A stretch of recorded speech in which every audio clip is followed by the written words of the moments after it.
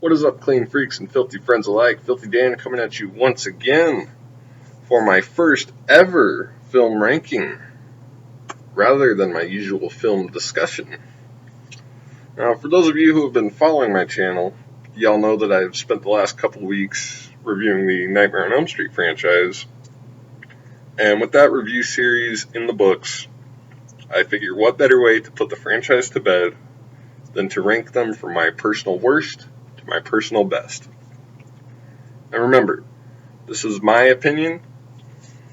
It is not the be-all, end-all ranking of the franchise. It is, however, my final word on the films as of now. So let's start this. Coming in at number 9 should surprise absolutely nobody. And it is almost universally agreed upon that this is the bottom of the barrel dumpster fire. We have Freddy's Dead: The Final Nightmare. As I said in my review for this film, I don't enjoy nearly jack shit outside of a few scenes with Carlos, Tracy, and Yaphet Kotto. Otherwise, fuck Freddy's Dead and the horse it rode in on. Freddy's Dead, number 9.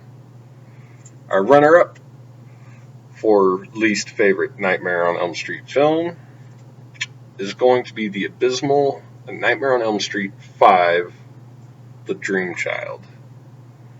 The only thing that kept this one from being in last place for me is the fact that it at least follows the continuity of the films that came before it. Matter of fact, it was in last place before I rewatched the franchise to review them. And it's mainly because I just find this film to be boring and uneventful, uninspired. But, yeah, like I said, at least it follows the timeline that's been set up. So, The Dream Child, number 8. Coming in at number 7 is the film that has moved around the most on my list. And that is A Nightmare on Elm Street 4, The Dream Master. I know it's pretty low, but from here on I actually do enjoy most of the films, from being mediocre to an absolute masterpiece. But my main problem with The Dream Master is the recasting of Kristen, the two-dimensional characters, and I'm just overall not a big fan of the MTV trapping. It's too fucking glitzy, too polished, don't care for it. But it's a fun film. The Dream Master, number 7.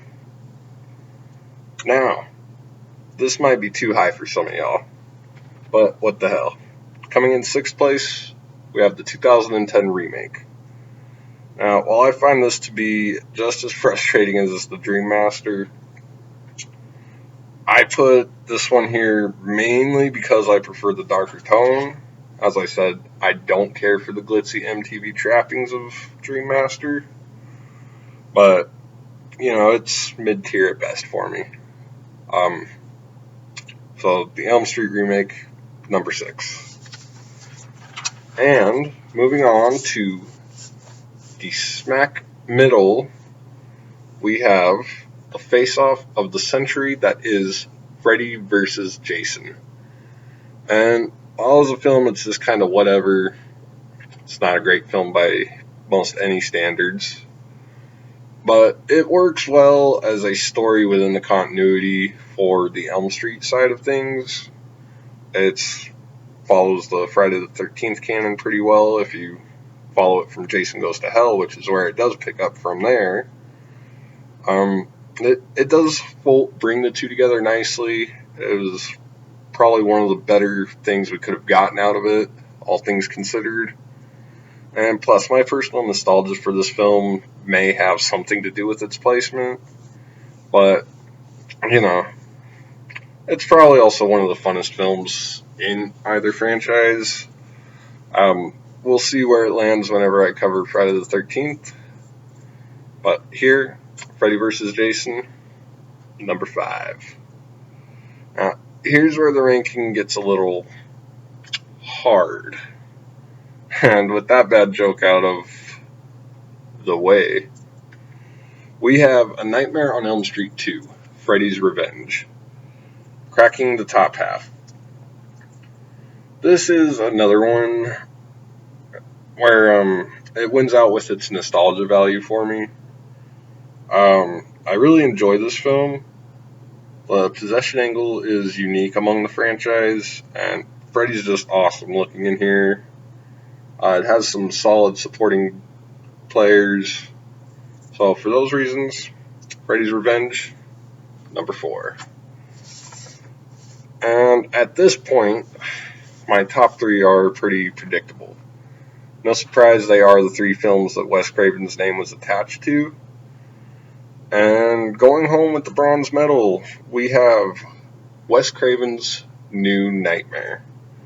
Funny enough, this was my least favorite as a kid, but I really come to love it in the years to follow. I really like the meta angle that it takes, and as I said in my review, the danger just feels the most authentic in this film. It's not your typical slasher, which is making it one of the other more unique films in the franchise. And again, Badass Freddy, Badass Glove, New Nightmare, number 3. And now for most people, here is where the hair splitting really begins.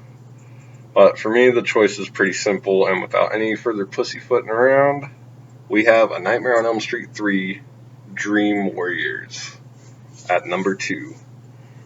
Of course, this is one of the, it's one of those sequels that fits in the category with films like Aliens, Terminator 2, Godfather Part 2. It really serves as one of the better entries in the franchise it's a part of. And this is certainly obviously one of the best entries in the Elm Street franchise. It's also simply one of the funnest in the franchise. But it's very important because it advances the plot and the grand scheme of just the general continuity established from the first film.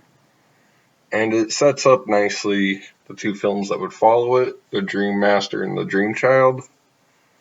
So, The Dream Warriors, number 2.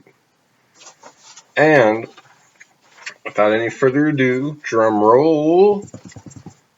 Coming in at number 1 is the one that started it all. Now, the reason why I put the original at number 1 is not only because it was my first encounter with the franchise, but, it's simply just a great horror film, and even without any of the sequels that would come to follow, it would be a solid standalone slasher. I mean, it's damn solid. And on top of all that, none of the sequels ever would have happened without this film. And it's a classic. So number 1, Wes Craven's Nightmare on Elm Street. So, that is my ranking of the Nightmare on Elm Street franchise. How do y'all rank these bad boys? Was the Dream Master too low? Freddy's Revenge too high? Anyway, thank you all for watching. Please like, subscribe, share this. Maybe leave a comment down below. Why don't you share with me y'all's ranking of the franchise? And let's discuss it. As always, stay filthy.